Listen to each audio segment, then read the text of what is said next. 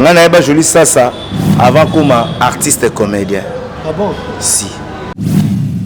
Na yeba tongo na ba 4h59. Ouais. Donc tu yeba na kala. Donc quelques membres de famille, quelques membres de famille. Donc les membres de famille n'ont pas d'amba ébié. Donc tu yeba na penza. Donc ça y est petite amie na yo. En homme et conscience, moi je connais Coquette. Pour nani ni ka faut pas condamner ka Coquette. Pour nani ba condamner le mec té. Comment ce qui est mec comme sali makamwana. Soki. Si c'est vrai qui va moi si na mobile. Et à ma bête. Coquette ma soeur, ce qui est si c'est vrai boza bolingo na beauté image, boza bolingo na bien na ninga bien.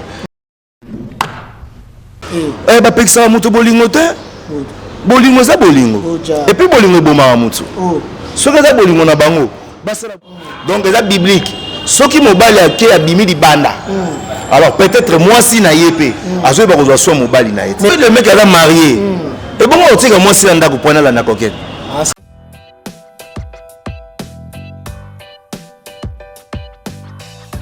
Quand le confort et la classe se déplacent de la ville à la cité, pour vos séjours à Kinshasa, visitez nos appartements pour un séjour agréable.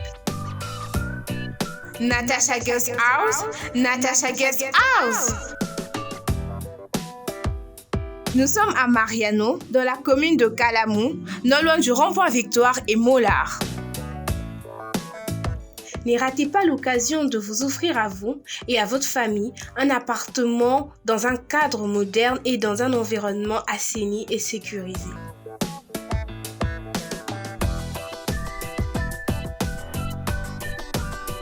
Vous y trouverez de chambres pour parents et enfants, une cuisine bien équipée, une salle de bain avec chauffe-eau, une citerne d'eau de 2500 litres, un grand groupe électrogène, un grand salon et corridor.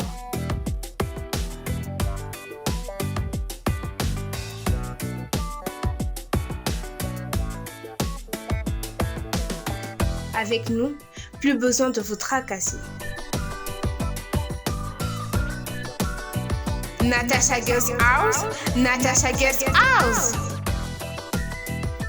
Mbote na batu tout basuite ya kolanda biso toujours na rendez-vous ne katolobaka tozaka toujours on présent pour relaxer bino d'actualité ya ndenge na ndenge ekotaka na ba réseaux sociaux surtout beaucoup plus na République démocratique du Congo et siko wapi mboko ekoma lokola charge ya ba problème ya bato mikolo na mikolo ba problème ezikolemba te ko botamaka kaka nde biso pe tokolembaka te kozwa mosala parce que biso tozaka na biso ka ba détenteur ya actualité ce qui koti une fois directement to koti na musisa konuka koyeba nini ezokondongana na minute oboy to bien ete to tuko kunda papa na biso kodi ma imputu questionner repose un peu kasi kimeza kokotaka kaka te na monde ya théâtre nini lisusu nde boye to kobetaka beaucoup plus mingi lisolo ya Coquette sasa oyo ebele ba moni ba vidéo circuler ba photo est circuler paraît-il que non mobala utaki poto mobala ngasa marié ndenge nini Coquette ko sala makambo ya boye ba vidéo ebimi paraît-il nde boye tozaka pe wana toujours ba umbu na bino ya koluka koyeba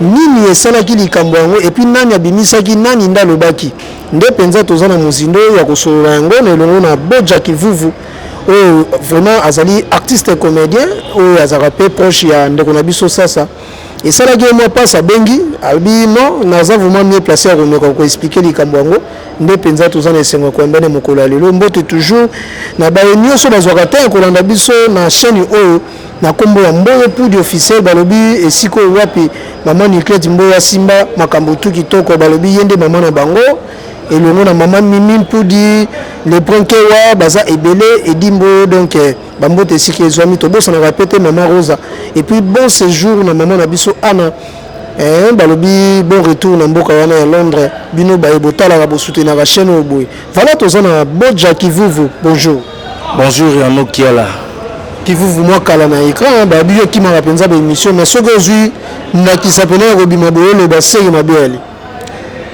internet ezala losambo te eza église te oya na média pour le bani c'est ça faut actualité ezala moto approché a invité to yo sollicité journaliste chroniqueur et puis na TV lobby oyaka pamba boeto lobi ba n'importe quoi odio bano boira batu na yo non surtout pe ben salité kota mon mingi na mabango ya journaliste mususu ba memero ba problème tout ça c'est ça le problème neti pena yango wana moni bino pe bato ya média bata presse mo bozaka na babiloko mo oyebino ke likambo eza boye mais okeka mutu na terrain mo glissante question mo pertinente bon je dépend de pe na invité na boanya na endeni akoyi ko limbola yango suppose na ba solidité lobby convocation quand on est belé bazo suka na parquet kaka lobaki likambo boye ko mamba ba parquet lobby exactement bis to mona pe que notre producteur mona poto apporter plainte et puis comme que non ba comédien ba sanga pas que boma moto donc ba yumba ba tout la dikulu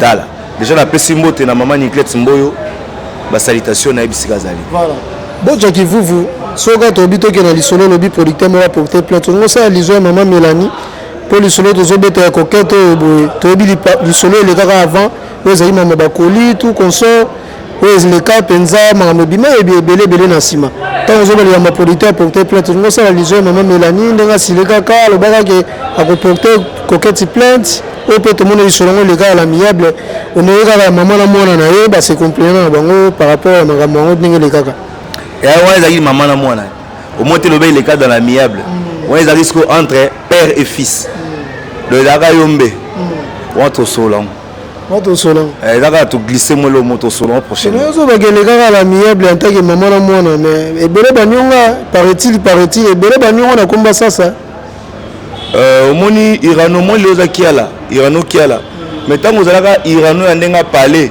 vous allez célébrer mutaloba mabena ote mutakoselo makamute basala pe buzz na komono te mais ce cas célébrité n'est pas ce problème comme moi moi je connais Jolie Sassa les lois à coquette dans le cinéma congolais on se comprend alors Aza Star c'est fait normal balobele tu l'as connu dans sens ni pas ça c'est belé ko ba na ndenga musala ya théâtre ko ba ndenga ki camarade copain copinage za ki to comment Jolie Sassa Mouyombe Delix un collègue nanga ngana eba Jolie Sassa avant comme artiste et comédien.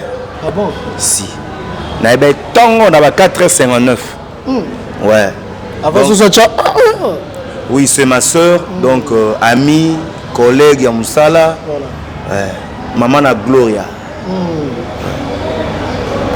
Donc na kombo mwana oyebi bina kati ko? Si maman na Gloria ko nièce ya tantine Constance. Donc na yebi Jolie pena na matonge na Doruma.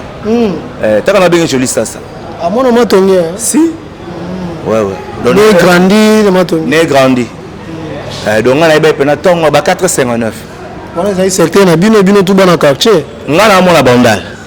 Mais ça là que na Canaan na iloko mo ça là que notre yeba na Jolie. Kala.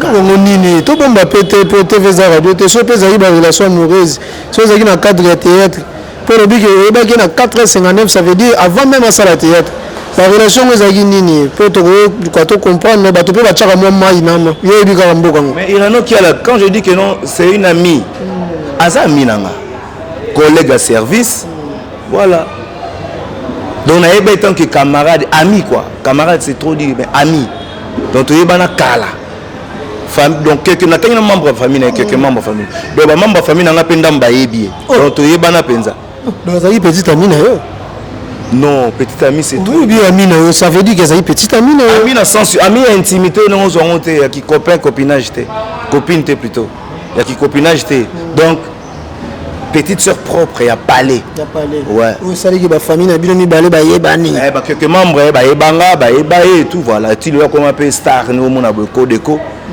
bambote bisiko zali mais tant le lobo se retrouver dans le monde art le théâtre et sangisi bino olobangi nini ezali ka coïncidence surtout ezali destin nzambe nenga lingaki je me souviens là na yaka wana na tawana na longo pa new formule Emmanuel Panzu ba salutation bisiko zali parce que mbote bon séjour na Congo balobi osa ko benga ka Irano ki lobi producteur ça y est mais muto azandenge nini na koya ka papa na koya ya bano beanga na tawana ano beanga Adolphe après ça comme Adolphe premier nzonzi na ngana jouango na groupe nae na les amoureux du théâtre wana ton na ba coquette ba te wana déjà elonga so tant na longo wana na ko ya elonga na ba te coquette na elonga tant na yebo singa bi ba biola ninga awa wana tant na ye une semaine après coquette akei alongwe ngana tika ce qu'on appelle loge ba louange matembo ibu toi umela ka peut-être olongwa et pas président Christian Petit voilà bambote bisiko zali après bon on a évolué ti suka nango na bovanda après na ko tamboka mboka pa président Apo Firenze mon père donc big salutation à mon président Apo Firenze le parfum de bonne odeur voilà donc tu es bana coquette kala ouais donc Apo Firenze ndé penza source ya bénédiction na yo place aux humains kambo si wana pena donc père donc ye pena dinsanga na mai abimisinga le parfum de bonne odeur remonté ma Jessica la reine de Zamunda voilà ouais. Mais ce qui te dit bête mon le solo ya Apo Firenze toujours mon vraiment groupe c'est comme si ils pesa sous makambote c'est dit à quoi groupe ngo kufa ngo bana kenene ba rapporter ça cimetière ba artiste a kenene pe mi code ça na cimetière ngo très bien tous années donc mutu monta ko timo libula mi kota mi kunda e mo akufa. Mais il y a Salangoti. Votre Lobani, le groupe a existé, t'es-il le. Non, groupe, premier année, bon, présent, comme étant moi, premier belé. Vous savez, il y a qui peut na bureau naïe, bureau administratif, et qui, bon, il y a que ça la moi, glissement, moi, salamaki, et puis les autres, qui ndaki, présent Tikalaki, chite kota na mouvement. Ayeki na yaga poya, ça que le rota zongi mi qui d'ailleurs, a sali moi quelques films, 2 ou 3. Film mon aïe bango scandale na joana na vieseli masasika bamba na masanga likoiwaka joka lema et puis aïe kozonga tanga kozonga donnement na solo na ye aïe singa azonga au four au moulin azonga sa makamunion sont mis en place donc des fois donc nous papa Chira on va redémarrer le monde papa on va redémarrer nini balobi TV za radio té parce qu'ils sont vraiment na rozala vraiment trop serré na ko coincer bino par rapport to bi ba difficulté beaucoup na la mingi to mona le ba match da duchesse to mona ba ans le zone baza et belé la niveau mikili ya poto ba tika ba mouvement na bango a bo ezala na nil part au mona penza pinch bono comité les até mais to le zo ba gazo redémarrer ba faire bi boza ba boja bozali boza e belé pourquoi ne pas soutenir bino kana distance ya ko tourner ne pe libanda bino pe abosaka makam ye fa ya kaka pas redémarrer ba faire. Et on qui là, j'espère que vous avez peu par manque oyo à stiaper moi lembo na mboka mboka par Apo Firenze. Donc yomo bipesto salaga président Apo Zara mikili a tourner kuna biso na simba ba makambu tout président propose apesa nga bateau de commandement na zo ba makambu accompagner ba masanga ba weli koi ba joka lema amour na tango wana ya patika besa le gourou de la secte tout tiaba makambu boye président na mikili biso okumbela ngona digital moko te 7 ans oyebi voilà on les a Apo Firenze donc tant on va redémarrer le monde ça veut dire que TV Radoti voilà bako c'est la jour likambu tout là mon capitaine otani nzama mabiso voilà merci beaucoup là c'est Boja qui vous ndeto zokoloba to chemo mai na munoko parce que mamoko pela ya danger en tout cas boteni biso rigueur te bofinga motote to ko sololaka to ko finga motote to ko critiquer pe motote to ko solaka makambo to mona ba réseaux sociaux le nom Boja qui vous so to bito zonga li solande ko na biso coquette o to mona za publier par ici par là oko koloba nini ningo moni ba publication wana est-ce que réellement coquette a ko sa biloko ndengo wana mobalo sa kuma ya bato même si bozali na ba relation moko o to zana ba preuve te mais koko mona niveau ndenge to mona ni ba vidéo na ba photo wana est-ce que ça vous m'a dit yango tem te zo beb sa réputation baptiste comédien libanda en quelque sorte oui beze ya mabete beze za arabien et ça TVT il y a les hauts et les bas TV Malta pe Kitsara beze ya mabete mais beze ko ya bêtise te vous comprenez en homme et conscience moi je connais coquette naibi coquette est responsable coquette aza maman moi na ya honoraye vous comprenez donc ngana ndimi te que coquette akolinga sala buzo ba moko boye asala besoin mais la bêtise Je ne pense pas. Et puis d'autre part, on a dit que tout le monde a condamné Coquette. Parce qu'elle est célèbre. C'est ça aussi le problème, il faut tout me rappeler que tu as la poids, non? On a dit qu'il faut pas condamner la Coquette. On a dit qu'il faut condamner le mec. Oh, mais oui. Tu es victime de Coquette par rapport à notre autres. Comment ceux qui est mec, on t'a sali ma ramona. Ceux qui. Mais tout, donc qu'on se le dise. On a dit qu'il faut pas Coquette, comment tu parles de Coquette? Bon, tu me suis pas roulé comme ça, je vais comme on a joué succès na épée, à s'attacher pas me sous na star mogo boye et puis aí azu pe combo. On se comprend. Pour te faire monter on peut te faire monter ne marche ka. Tu me na beauté image aza muto ayebani déjà aza pe moi qui est célèbre dans le sens que ba tout ba yebi ka ça ba image na bien aza déjà moins célèbre par rapport. Bon sincèrement, j'ai entendu parler de mouton là beauté image ouais. Voilà. J'ai entendu parler là yoka comme naé mais na joie temps mon naé beauté. Mais en fait, il y a des publications, des vidéos, des photos. Si c'est vrai qu'il y a moi aussi dans mon bal, il y a ma bête. Mais, que frère, il y a Coquette, la PCP conseil, ceux qui ont bolingo na bino, na beauté image, ceux qui zali, c'est vrai, ils ont intimité. Bolingo partager entre deux personnes. Bolingo ba exposer rango boité ba exposer bolingo si seulement si ils a prédotes ils a dots on se comprendre to kufa peut-être parce que tout ça bato bota ma bato boti to keni to kufa voilà on a donc je ne pense pas que Coquette a koluka c'est le mot ya bongo le monto quand même à marié c'est une infraction quand même c'est une infraction à marié. Oui, de gens, bon, tous on va pas éviter mais autre qui paraît-il qu'ils sont mariés. Ok, c'est bon, il paraît que nous avons marié. Le quoi, bah preuve exacte. Donc on bête la c'était. Aux hommes on a mais Coquette, ma soeur, ce qui est assis c'est vrai, besoin bolingo, na beauté image, pour ça bolingo na bien, na bien, coco passer na ba réseaux sociaux. Alors, il y a encouragé les banques sur les relations, les alibasa dans les réseaux sociaux. Mais si vous avez bolingo na bango, eh bah pexer mutu bolingo te, bolingo za bolingo. Et puis bolingo boma mutu. Si vous avez bolingo na bango, bah c'est la bolingo na bango calmement. Bien vous allez vous créer la problème avec musu pour la répéter, tu vas tirer mise na coquette. Tenir compte à propos na ngai. Voilà. Je ne mange pas mes mots.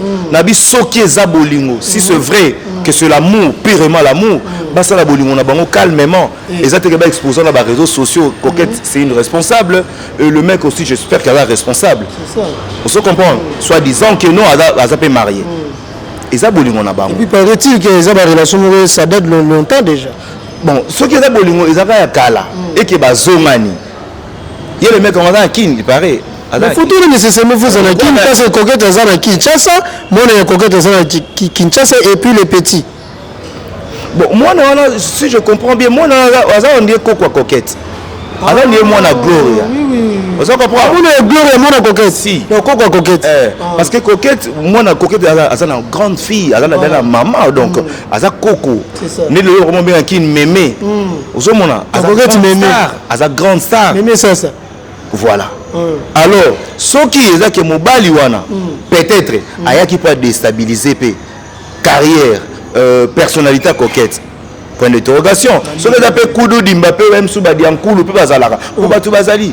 Batou Bazali que nous a joué à Irano qui a joué à publier tout le monde a pasteur, musicien, artiste, comédien, joueur, politicien, publier bango. N'a limite que politicien mon boto artiste moi a eu publication à publier sauf imprévu. C'est ça. Et ça cas moins exceptionnel, cas moins particulier.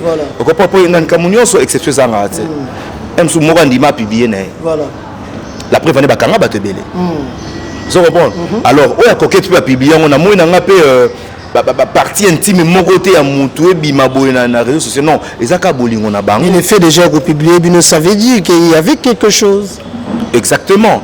Peut-être moi si quelque part ton mobile il peut mourir quelque part se déranger bon moi je pense que au moni nzambe pe nzamba nzambe au moni na bible ba lobi en adultère na encourager te mais c'est biblique nulle part na bible ba comment que non à supposons moi si on a parlé moi si on a commettre adultère au benganae au boya yé mais mobali yo irano zo boti di banda je ne pense pas que non moi sinon bengana ndako voilà vous comprenez donc c'est biblique ce qui mobali a ke abimi di banda alors peut-être moi si na yépé azo ba ko so mobali na yé mais ce n'est pas encouragé. Non, je pas. Je bien dit. Ce n'est pas encouragé parce qu'il y a beaucoup de gens qui ont la paix. Na IDP a Abodja to ka kelo bagi ngona donc ezelo mo za ko danger quoi. Na encourager en côté. Na bi peut-être. Na encourager en côté. Et puis na lancer conseil na coquette. Parce que moi je parle plus de coquette. Parce que le mec bon, na yoka comme na habité c'est à peine que na monika na ba photo na ba vidéo. Vous comprenez? Mais tant que ba mais ce que c'est que yem ta sali magamwana prochainement ça l'angote ce qui pèse si c'est vrai et ça coquette yemoko on t'a créé buzz na yé alors coquette faille ba que non TV matsa pe kitsara moto voilà donc tu crois pas que coquette thème ta rose a vraiment na base à recréer toujours ba vidéo voilà parce que yemo peut personnellement vous a la sali par rapport à yemoko non en tant que responsable ba comme on n'a jamais ba bêtises ndengwana koko pazali déjà bana bazali famille ezali mais tu crois que la vidéo est qui vrai mais est qui publié par quelqu'un tu comprends à ma conscience tout à bata TVT tu es quand même image pendez alara tu assistes à rappeler par la minute à bon montage à blog on a biso assistant montage donc tu es maman des alara image oui image est vrai mais pour nanga image est vrai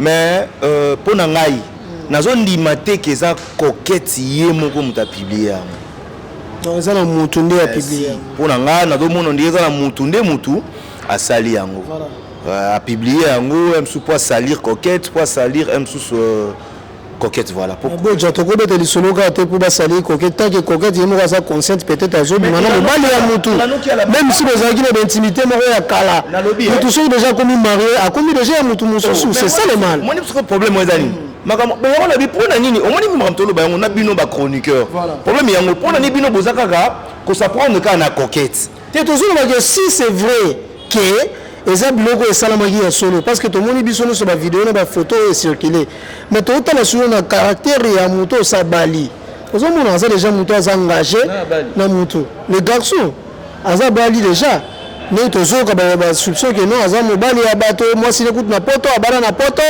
mais du moins ntango bavideo ebimi nde bavérité ekobima ye tozo bakenda ndeko na biso koke si c'est vrai azalaki mobali oyo abali déjà même si bozali na barelation moko boye il fallait éviter babiloko moko ya barelation lisusu pour éviter pe ke ndeti lelo baaccident boye comment yango nde place tozali yango moni tooloba boye coquette tant que responsable star na ndimi te coquette akopublie bafoto biso toleka lisolo akopublie te ya relation nano yango na okende yango na oexplike relation oyo baza nango bango mbale jusque là jusqu'à près du compte ngana yo to ana confirmation que non le mec en question a marié ndenge tozoyoka soki ezali kozala marié te eza normal baza na relation non ndenge tozoyoka que non il est marié voilà on se comprend alors soki aza marié na ndimi te coquette akolinga salir ye a salir le mec en question on se comprend on dit peut-être que coquette continue toujours relation na ye soki azalaki marié bon irano qui a là au moni soki le mec a marié tout ça ba numéro non tout ça confirmation le mec est marié comme ça dans son sous na plateau na yo pour na score lobe là on mieux de sur là belé bazo commenter que ba boja yo na mieux zo ba kuna no bala sa marié il y a des gens qui ont remis na ba preuve wa et comme que soit zo chat mbetala sous mais celui le mec est marié et bon on tika moi si anda ko pona la na coquette ah c'est que yo condamné le mini les mecs on le baga c'est pour la libre là ko ça prendre na coquette oyebi na ninga mabete en tout cas bon tenir nga rigueur s'il vous plaît ba mi ba la poto voilà bande ko poto ba ya banoko bande ko na biso poto ya mbali bo tenir nga rigueur te tolo ba réalité et ça ba tout monde na mukilo dikamo zo kanzete zo ka moto mi ba la poto bwana tendance ya ko consacrer pe ba c'est pas biso mbali pe to ko ça c'est ça mais oui na poto moi je suis plus marié na sala divorce c'était pas conseiller na biso ko ko na boya na ngai kutu moi au fingi na moi ça ba to poto pamba oyo ko si pe jeune fille moi Kinshasa awa pour même sous moi 2 semaines na yo budgetiser mbongo na yo yo mwangulu na kapela OK kinkole ozongi bokabi parfum déodorant allez yo yebo na balate okoya ko rassurer a opc ba garantie belé que non na ko bendo mikili boy na boy oye même so comité na plus OK plus loin doté pe moi ça base c'est ça OK na poto même so fana na momi na poto ko pembeni fana na moi sur na papa na bango o fana na moi sur na poto bozo savourer bolingo na bino oh nous ni ça moi ça bato ko matina âge ménopause MSP vous comprendre. En tout cas, Botika Bilo connaît sa propreté. Voilà. Tous les bandeko, nous sommes des Congolais. Voilà, on s'adresse à la beauté image. N'a battu sa photo. Mais mini beauté. Mais pour y aller, ceux qui sont bons, ma bé. Mais ceux qui ont monique, aux années peut marier. Et ça, bolingo na bino. Bo sala ngona ndenge na bino mbale. Et ça, la cuisine interne, ça bolingo na bino, mutako dérangeant wazate. Mais pour exposer quand on a des réseaux sociaux. Ça sonne mal. C'est la moutou change, il connaît maman Mélanie, c'est les cas, vous avez sous combat ça. Et ça, il n'y a pas de problème. Il peut déranger. Il peut déranger. Et ça, propreté. Et ça, quoi, les lots, ils ont publié. On a publié. En 15 jours, on a publié des photos sur Facebook, Instagram, que non, Babi Bodja, l'artiste.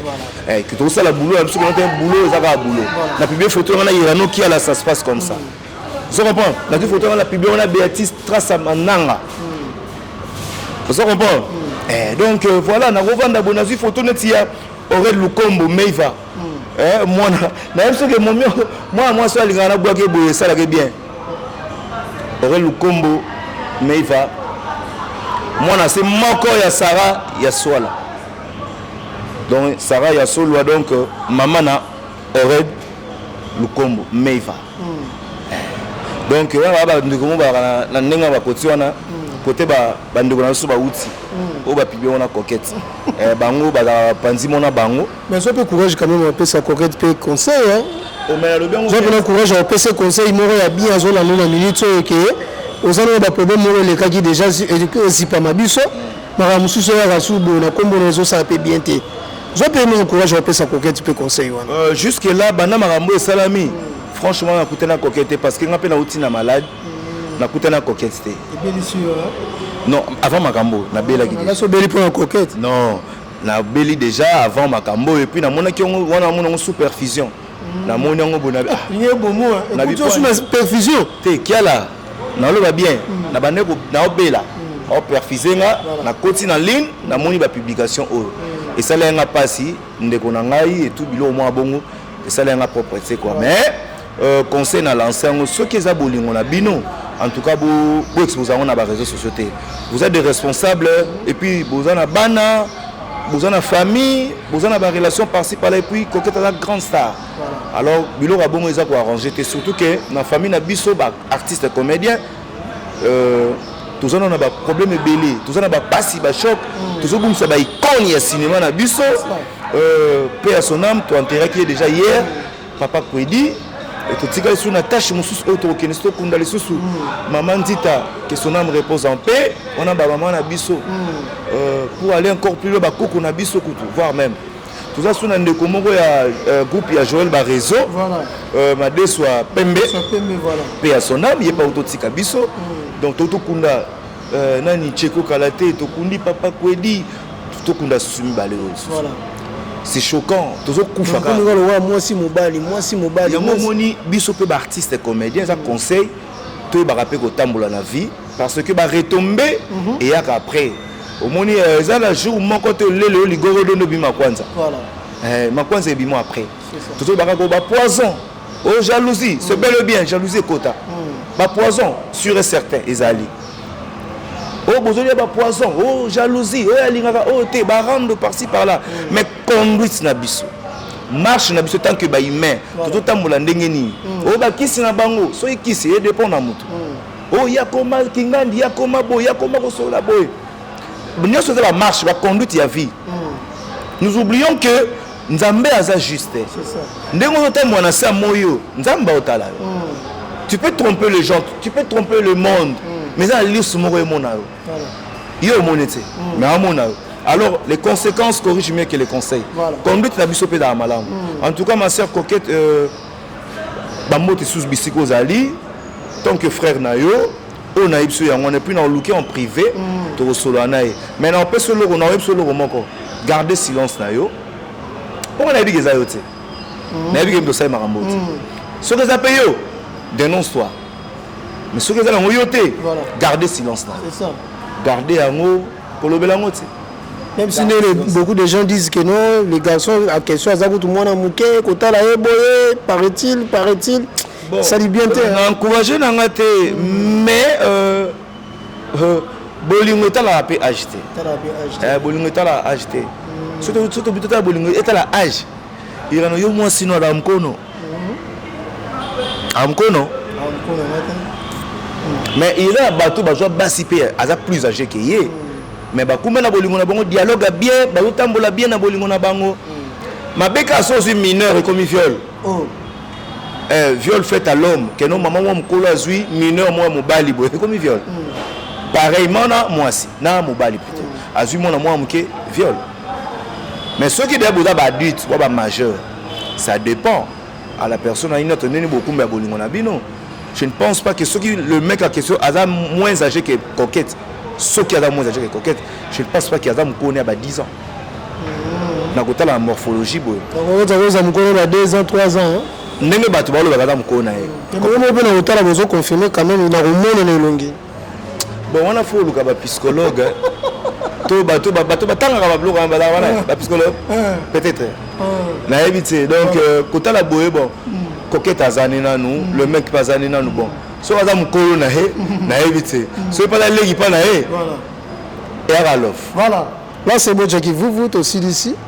Je crois aux gens vraiment au milieu du village, dans le sens que on peut beaucoup plus conseils, on peut beaucoup plus de critiques, il y a beaucoup de musindo, n'enga mambo comment on connaît les lois boy. Maintenant habiter sur on peut ça conseil moko, les lois na ba ndeko na biso ba ko sala ba base, na ba délire.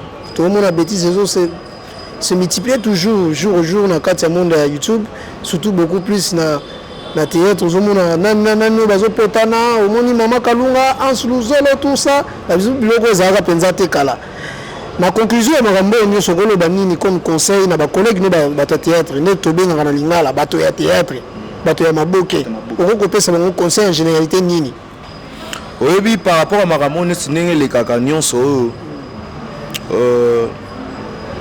elle est plus rapide que son ombre à kota kenda Aimé Lucila, la Mégane, Bambote Bisiko Zali, après c'est un conseil de Nema Makasi. Babilo kono stolo bayango. Et là comme parenthèse mon fongoli à yande qu'on a biso Hans Luzolo, la Duchesse, maman Kalunga Jolie. Ils sont les arrangés ta. Et moi moko ya sengi pardon. Et moi boye sunde kuna ko ya mobala koti ba comment soit les sous. Mais on est des responsables. Ils ont ça la bienté. Et puis tu as des éducateurs, il y a masse. Tout ça pour éduquer mœurs. Vous avez un babilo qui a bon bana, tout ça pour bazo mona ka babilo qui a bon que non papa oyona o baza ko se chamailler, bazo discuter, bazo soana et ça propreté. Et ça ko arranger té. To ko le bagasi nini. To côté ya batu nini. Merci beaucoup Jackie Vuvu. Habité soki ba dédicace ezali ya kopesa na ba tout ba suite Rolanda et puis surtout beaucoup plus na parfum de monde ne le ba ka po firenze bientôt la zoya pour na sala susu redémarrage makamno lobi mise à jour donc théâtre soso ya sika tout bozo formater biso to za na mutu ya mabe bo banda makamu susu donc to mona susu mabanga te to mona be salité te ya bobi mise à jour donc c'est ça. Et ça, théâtre cicaté. On va redémarrer le monde, nous le papa chéri. Na cinéma suko, na théâtre. À Pau Firenze, le parfait de bonne odeur. Donc mon président, mon père, avant d'appeler sa dédicace dans la dédicace dans la, na une coquette ça jolie, ma soeur, beauté image. Parce que nous avons bisika bozali. Bodara bo garder silence tabino. On peut ça couple ni sangisi bango nyoso. Bon jam to problème. Te me ba publier ki bango to lobeli makamna. On peut se ba mbote. Ici ka bazali. Si ici ka on ba ici ka bazali. Oh kasi ici ka bazali. Soki koketa za boy na ebite na nzambe te. Ba mbote bisika bozali. Vraiment. Na pesi mbote na président Pau Firenze le parfait de bonne odeur, pourquoi pas à maman Jessica la reine de Zamunda na pesi mbote na ya Giba Fola le gentleman. Pourquoi pas à mon vieux Esaïe Jolie. Jolie Esaïe. Monter ma maman Louise Katam. Famille Jolie Mobimba. À ma famille qui vous, Yabel de London. Pourquoi pas Nadej Kapaya, Linda Stone. Monter ma Murunda Marai. Pourquoi pas et Alain qui vous. Après Simbo, tu as aimé Lucille la Mégane. Elle est le plus rapide que son ombre. Na Sarah Yasoloa, maman Norred Lukombo Meiva. Na Pesimbote, na David Nontevani. Na Irano Kiala. Na Prince Luamba, Papa Lutumba Simaro, ya théâtre, cinéma congolais. Na Pesimbote na Badnoso Balingangai. Na Pesimbote na Béatrice Tassa Mananga. Moi na maman Nicolette Keye. Pourquoi pas na Choco Frappant. Na Moussika, loin des yeux près du cœur, petite sœur propre, Mikoko Ngimbi. La Pessimbote na Binotu, la Pessimbote na Maman na Syria, Chancel Kassongo. Pourquoi pas mon petit frère propre, l'oxygène, l'animateur Diablé, Oyambaye, petit frère Nangaye, animateur. On ne dit pas le pas bourron pélang. Autant Oyambaye, vous comprenez. La Pessimbote na Pati Kabesa, Waka Uyalikoi, Jokale Mabana Mboka Nyonso. La Pessimbote tout Bisika Bozali. Voilà. Donc, merci beaucoup, Bodja qui vous. Merci beaucoup plus Nathan au Pessibiso, na Morola Lelo. Au Ningaki vraiment clairement les Kamwango, Chapenza moi Kimia na Maramwango pour moto Pelagi Penza Makasi. Ça les pénètes c'est on a des fanatiques na biso tout balanda biso na chaîne au boy. Toujours maman na biso Charlotte Bambote Belé. Na Pessimbote na maman Niclette Mboyo. Sans oublier Nene Tandou. Voilà. Motema Didé qui vous. Voilà. Merci.